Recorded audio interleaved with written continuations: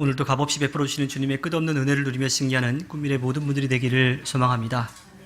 특별히 우리를 사랑하셔서 사랑하는 아들까지도 내어주시고 또 그 하나님의 말씀에 따라서 기꺼이 자신의 생명을 내어주신 그 예수 그리스도의 은혜와 사랑을 받고 또 우리를 믿고 맡기신 그 일들을 감당해서 주님께 기쁨을 드리는 꿈미래가 되기를 바랍니다. 지난 5월 24일은요, 영국의 종교개혁자요, 또 감리교회의 시작인 존 웨슬리 목사님의 회심 285주년이었습니다. 시대마다 인류 역사에 새 바람을 일으키는 회심 사건들이 있었죠. 신약에서는 사도 바울이고요. 교부 시대 때에는 어거스틴이 그랬고요. 종교개혁 시대 때에는 마르틴 루터였고, 그리고 존 웨슬리의 회심이었습니다. 그 가운데서 존 웨슬리의 회심은요, 18세기 산업혁명 당시에 어수선한 그 영국 사회의 도덕과 윤리, 경제관념을 새롭게 세워준 사람이었습니다. 그리고 이 혼란한 또 불안한 그 영국 사회 가운데 영적 대각성 운동과 또 사회 참여 운동을 이끈 그러한 사람이었죠. 거기에 비할 바는 아니지만요, 또 한 명의 회심자가 있습니다. 바로 접니다. 지난 5월 24일은 제가 결혼한 지 만 20주년이 되는 그런 날이었는데요. 주례하신 목사님이 주례를 하시면서 그런 이야기를 하셨어요. 결혼식은 장례식이다. 그 전에 살아왔던 나는 죽고 이제 함께 더불어 새롭게 우리로 살아가야 된다라고 하는 그런 이야기를 해 주셨죠. 결혼하고 나서 그동안 잘못 살아왔구나라고 하는 것을 깨달았습니다. 그리고 돌이켰죠. 물론 그렇다고 해서 전에 살아오던 그 삶의 방식을 한 번에 다 바꾸지는 못했어요. 여전히 그렇게 하지 마, 이렇게 해 라고 하는 말을 듣고 이제 살아가고 있죠. 그런데 주님이 우리를 보시기에도 마찬가지일 것 같아요. 주님을 만나고 새롭게 바뀌었는데, 새롭게 살라고 결단을 했는데 실제로 우리의 삶은 그렇게 살아가지 못하고 있다라고 하는 거예요. 그럼 주님은 언제나 우리 곁에서 그렇게 하지 말아라, 이렇게 해라 라고 말씀해 주시지요. 우리가 보통 회심이라고 그렇게 이야기를 하면요, 누가복음 15장에 나오는 이 유산으로 받을 아버지의 재산을 미리 받아가지고 나가서 흥청망청 살다가 그거 다 탕진하고 살아갈 수 있는 그 방법이 없어서 어쩔 수 없이 아버지의 집으로 돌아온, 그렇게 삶의 방식을 완전히 바꾼 것으로 회심을 생각하는데요. 이 웨슬리의 회심은 조금 달랐습니다. 웨슬리는 언제나 반듯한 그러한 삶을 살았고요. 또 복음을 전하기 위한 그런 열정이 식지 않았던 그러한 사람입니다. 영국 성공의 신부의 아들로 태어나서 성직자의 길을 걸었고 죽는 순간까지도 주님의 말씀을 붙잡는 그러한 삶을 살았어요. 또 학문적인 부분에 있어서도 옥스퍼드에서 신학을 공부하고 또 가르치기도 했던 엘리트였습니다. 18세기 영국 산업기에 어수선한 사회 분위기 속에서 그곳에서 바른 신앙 또 바른 그런 삶을 살아가기 위해 애썼던 사람이지요. 그 열정이 끝까지 식지 않았던 사람입니다. 존 웨슬리는 옥스퍼드에서 지식을 얻기 위한 공부에 열심을 냈을 뿐만 아니라 거룩한 삶을 살아가기 위해서도 애썼어요. 그래서 학교에 다니는 동안 동생 찰스 웨슬리, 우리 찬송가 가운데에서도 이 작사를 많이 한 그런 인물인데 함께 그 홀리클럽을 만들었어요. 그러니까 경건한 모임을 만드는 거죠. 그래서 그 모임에 함께하는 사람들과 어울리면서 매일같이 기도하고 또 성경도 읽고 고전도 읽고 그리고 봉사활동도 했습니다. 그런데 그 삶이 늘 같은 시간에 움직이는 거예요. 그 무리가 기도하는 시간, 성경 공부하는 시간, 또 고전을 읽는 시간, 봉사하는 시간이 늘 똑같은 거예요. 그래서 주변에 있던 사람들이 약간 좀 약올리듯이, 좀 조롱하듯이 그들을 규칙주의자, 형식주의자라고 하는 뜻을 담은 메토디스트라고 그렇게 불렀습니다. 그리고 그 조롱조의 별명이 지금 우리 감리교회의 명칭이 된 거지요. 그들은 조롱을 받으면서도 거룩한 삶에 대한 열심을 버리지 않았어요. 왜냐하면 그렇게 살아야 하나님의 뜻을 알고 하나님의 뜻을 이루어간다라고 굳게 믿었던 거지요. 그러던 과정 가운데 존 웨슬리 목사님은 1735년에 그의 나이 32살이 되던 해에 북미 조지아로 선교를 떠나게 됩니다. 배를 타고 대서양을 횡단하는데 무려 57일이나 걸렸어요. 그런데 그 배 안에서 존 웨슬리는 자신의 인생에서 한 획을 굵직하게 긋는 그 사람들을 만나게 되지요. 그들은 체코의 종교개혁자인 얀 후스의 후예로 로마 카톨릭의 그 신앙 박해를 피해서 도망 다니다가 진젠도르프 백작의 도움으로 주님이 보호하시는 곳이라는 뜻을 담고 있는 헤른후트라는 곳에 터를 잡고 살아왔던 사람들이었습니다. 그들을 모라비안이라고 그렇게 부르지요. 이 모라비안인들은요, 개신교 최초의 선교단으로 알려져 있고요. 그들은 선교를 위해서 제일 중요한 것이 기도라고 생각했어요. 그래서 이 헤른후트라고 하는 곳에 기도의 탑이 세워져 있고요. 100년이 넘도록 1년 365일 하루 24시간 매일같이 시간을 정해놓고 릴레이로 끊임없이 기도를 하는 사람들입니다. 그러한 열정을 가진 사람들이었던 거죠. 그들이 웨슬리와 함께 그 배를 타고 가는 길이었습니다. 그렇게 배를 타고 가는 길에 태풍이 몰아닥쳤죠. 풍랑을 만나 배가 위태로워졌습니다. 사람들은 두려움에 떨 수밖에 없었죠. 배가 거친 풍랑을 만나면, 그 태풍을 만나면 바다에 떠 있으면 안 돼요. 피항을 가야 됩니다. 항 근처로 가서 배끼리 부딪히지 않도록 그렇게 안전하게 정박을 해야 되죠. 저도 해군에서 군복무를 하는 동안 태풍을 좀 만나봤었는데요. 태풍을 만나면 할 수 있는 게 아무것도 없어요. 그냥 가만히 있을 수밖에 없습니다. 한 번은 최정방 경비를 뛰고 있는 중에 태풍이 왔습니다. 그래서 이 동해항으로 피항을 내려오는 길인데 날은 시커멓고요. 바다도 하늘도 다 시커멓고요. 배는 이 롤링이라고 하는 것, 좌우로 흔들리고 피칭이라고 앞뒤로 흔들립니다. 근데 파도가 높으면 높을수록 롤링과 피칭이 같이 와요. 배가 이렇게 대각선으로 튀어요. 그러면 가만히 사람이 서 있을 수가 없어요. 그리고 함장님까지도 멀미를 하는 그러한 상황들이 됐습니다. 시커먼 바닷물이 군함을 삼킬 듯이 무섭게 달려들어서 어쩔 수 없이 태풍을 피해서 가야 되는 거지요. 군인들도 그런데 일반 배들은 어떻겠습니까? 당연히 피항을 가야 되는 거예요. 두려운 마음밖에 생기지 않습니다. 웨슬리가 배를 타고 가고 있는 그 상황까지 그 태풍을 만난 거예요. 근데 그때 사람들은 다 두려운 마음에 벌벌 떨고 있을 때 모여서 함께 기도하고 찬양하는 사람들이 있었습니다. 그들이 모라비안 교도들이었던 거지요.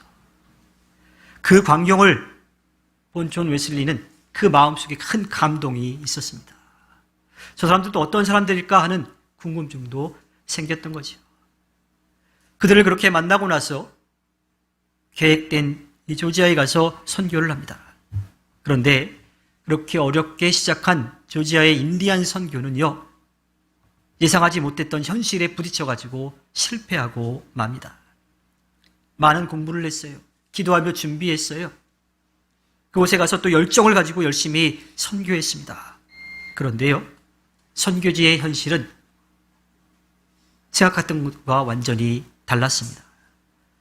복음을 전해도 그 인디언들은 듣지 않아요. 그리고 복음을 듣고 온 사람들이 있었는데 그들은 자기의 이익을 위해서 신앙생활을 시작합니다. 또한 웨슬리 같은 경우는 영국 성공회에서 자라왔기 때문에 또 철저한 보수적인 신앙교육을 받아왔기 때문에요.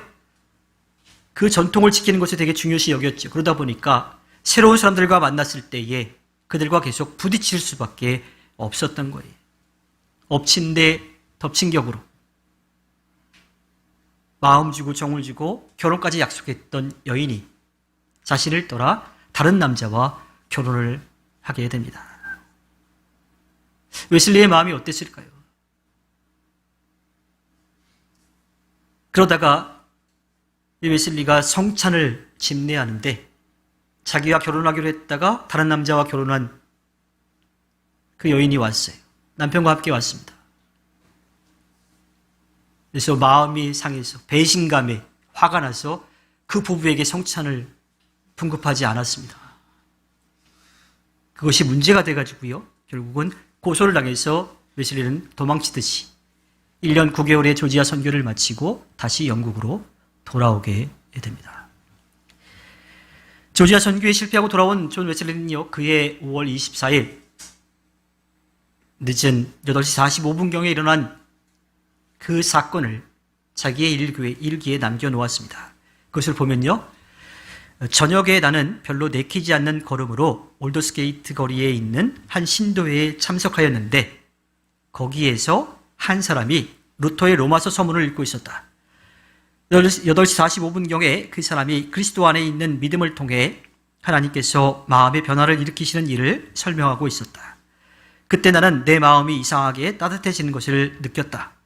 나는 내가 그리스도를 신뢰하고 있으며 구원을 위해 그리스도만을 믿고 있음과 내 죄까지도 다 거두어 가시고 나를 죄와 죽음의 법에서 구원하셨다는 확신을 얻었다.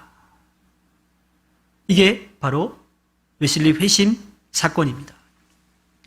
근데 이 존 웨슬리가 경험한 이 회심은요, 사도 바울이 다마스커스로 가다가 예수님을 믿고 따르는 사람들을 잡아 죽이려 가다가 만난 그런 회심과는 조금 달라요. 왜?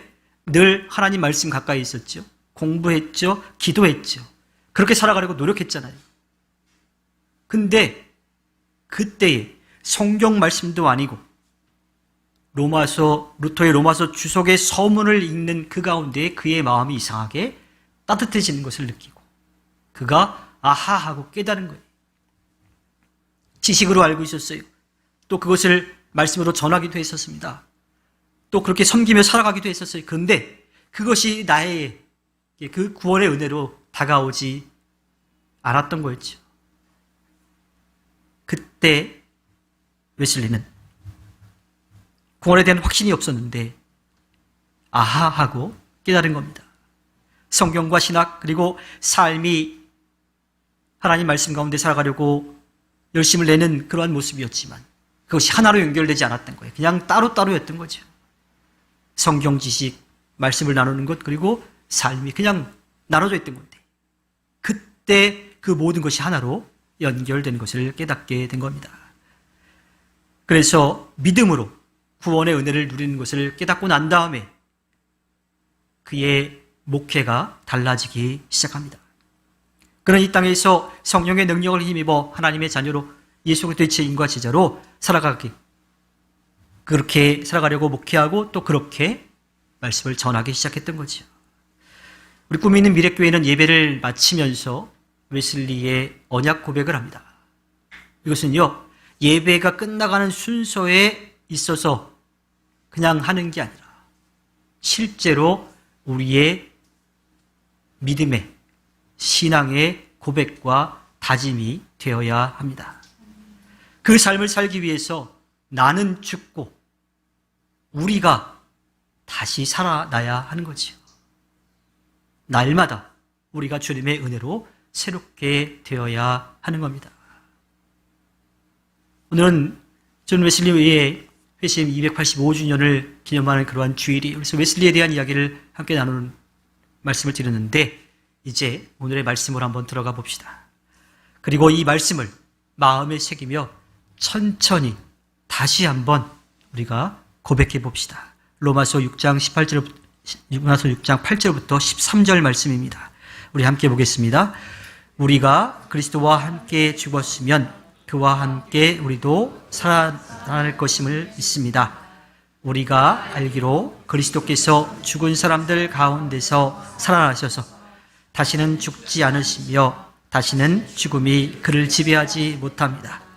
그리스도께서 죽으신 죽음은 죄에 대해서 단번에 죽으신 것이요 그분이 사시는 삶은 하나님을 위하여 사시는 것입니다. 이와 같이 여러분도 죄에 대해서는 죽은 사람이요 하나님을 위해서는 그리스도 예수 안에서 살고 있는 사람이라는 것을 알아야 합니다. 그러므로 여러분은 죄가 여러분의 죽을 몸을 지배하지 못하게 해서 여러분이 몸의 정욕에 굴복하는 일이 없도록 하십시오. 그러므로 여러분은 여러분의 지체를 죄에 내맡겨서 불의의 연장이 되지 않게 하십시오. 오히려 여러분은 죽은 사람들 가운데서 살아난 사람답게 여러분을 하나님께 바치고 여러분의 지체를 의의 연장으로 하나님께 바치십시오. 그런 말씀을 준비하면서 여기에 더 다른 이야기를 하는 것은 사족이라는 생각이 들어요. 여러분들이 늘 믿음으로 고백하고 있는 내용들이죠. 그런데 어느 순간은 그건 잊어버리고서 그냥 살아갈 때가 있습니다. 웨슬리가 가지고 있던 신학, 또 목회, 또 삶의 모습이 따로 떨어져 있던 것처럼 그건 그거고 이건 이거다라고 그렇게 우리도 살아왔을지 모르겠어요. 이 말씀이 우리들 마음속에 온전히 고백되어지고 새겨지고 또 그 말씀대로 살아가기를 바랍니다. 공의와 정의의 주님이 주님을 등지고 떠난 우리를 심판하셔야 하지만 우리를 사랑하셔서 우리가 다시 돌아올 수 있는 힘이 없으니까 우리가 돌아올 수 있는 길을 닦아주셨죠. 그리고 돌아오기를 기다리고 계십니다. 우리에게 하나님의 사랑이 더 많이 필요하기에 사랑하는 아들까지도 우리를 위해 내려주셨고요. 예수 그리스도는 그 길을 기꺼이 걸어가셨습니다. 그리고 그 길을 걷는 우리에게 오늘 우리가 함께 나누는 말씀의 마지막 절을 말씀해 주십니다. 로마서 6장 14절 말씀입니다. 우리도 함께 고백하겠습니다. 여러분은 율법 아래에 있지 않고 은혜 아래에 있으므로 죄가 여러분을 다스릴 수 없을 것입니다. 우리가 돌아섰기 때문이 아니라 하나님께서 그 길을 열어주셨고 돌아서게 하셨고 또 지켜주시기 때문에 우리는 율법 아래에서 정죄받으며 사는 것이 아니라 은혜 아래에서 하나님께서 값없이 베풀어 주신 것을 누릴 수 있게 되었다라고 하는 겁니다. 그리고 거기에 더해서 이것을 깨달을 수 있도록 성령이 언제나 우리와 함께하고 계시며 도와주십니다. 미국의 경건지 오늘의 양식의 편집자였던 M.R. 디한이라고 하는 사람이 은혜냐 율법이냐라고 하는 책에 써놓은 이야기입니다. 그 내용들 몇 가지 한번 제가 읽어드리겠습니다. 율법은 하나님께로 나오는 것을 막지만 은혜는 있는 그대로 나아오라고 초대한다. 율법은 죄를 정죄하지만 은혜는 구속한다. 율법은 노력하라고 말하나 은혜는 다 마쳤다고 말한다. 율법은 죄인을 저주하나 은혜는 믿는 자를 축복한다. 율법은 죄인을 죽이나 은혜는 구원한다.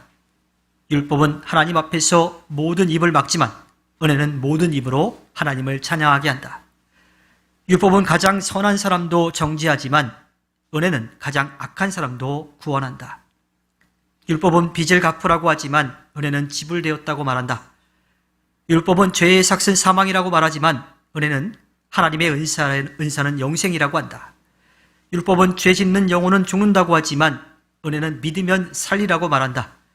율법은 죄를 드러내나 은혜는 그 죄를 속량한다. 율법은 죄를 깨닫게 하나 은혜는 죄로부터 구원해준다.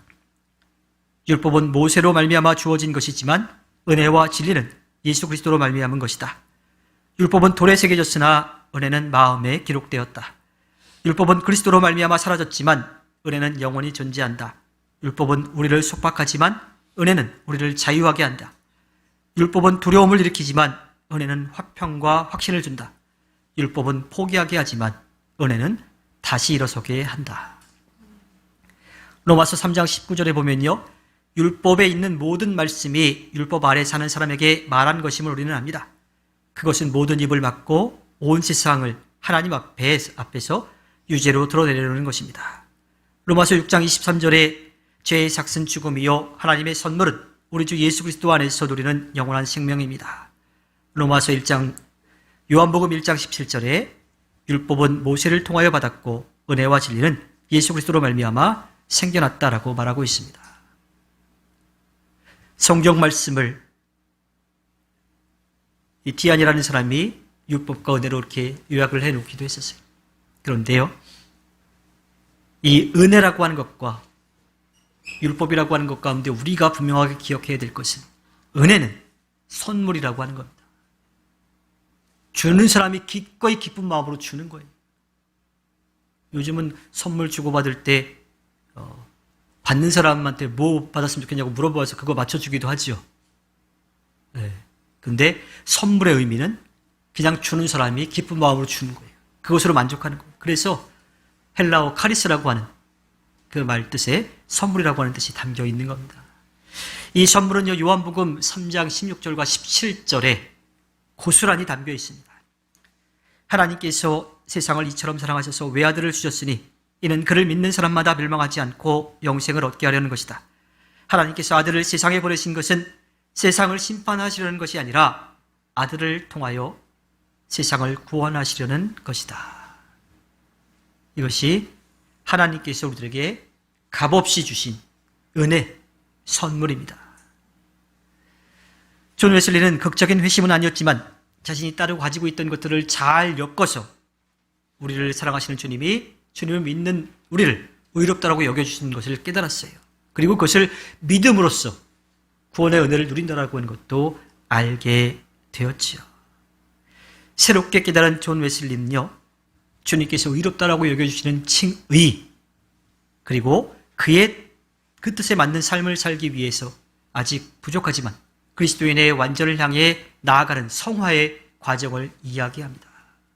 근데 이것은 당시에 웨슬리가 몸담고 있었던 성공회의 기도와 또 그 설교의 그 줄기와는 좀 달랐어요.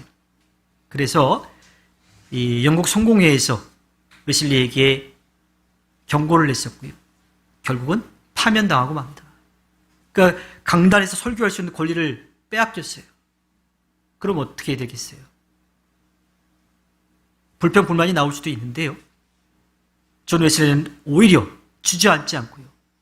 세계는 나의 교구다라고 하는 그렇게 선포하고요.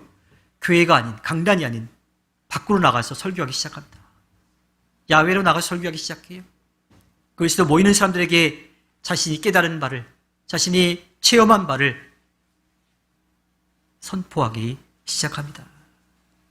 그곳에서 당시에 사회적으로 인정받지 못했던 그 블루칼라들을 만나기 시작했죠. 광부들을 만나고 그들의 어려움에 함께 동참하면서 그들에게 복음을 전하기 시작합니다.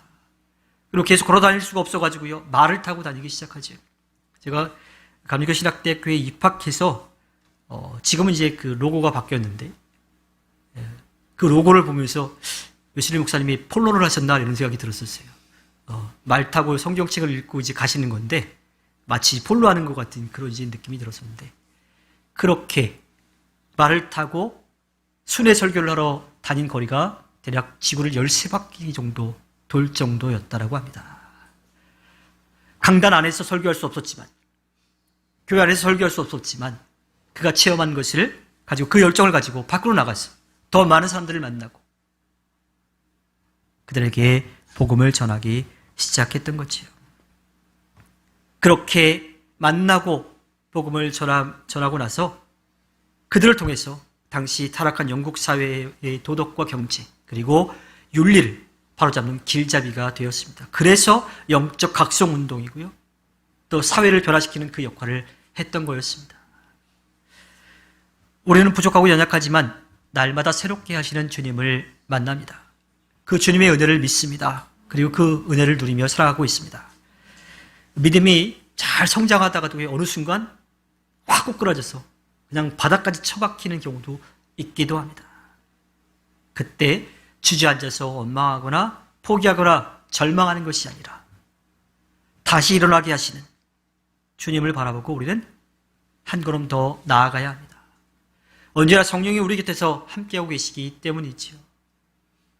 그분을 의지할 때에, 그분이 내미신 그 능력의 손을 붙잡을 때에 우리는 다시 일어설 수 있고요, 또 우리를 믿고 맡기신 일들을 감당할 수가 있습니다. 날마다 새롭게 하시는, 또한 죽음에서 생명으로 건지시는 그 주님의 은혜를 우리가 믿고 나아가야 합니다. 그 은혜가 아니면 살 수 없음을 겸손한 마음으로 고백하고 주님을 인정하고 믿고 맡기며 나아가야 합니다.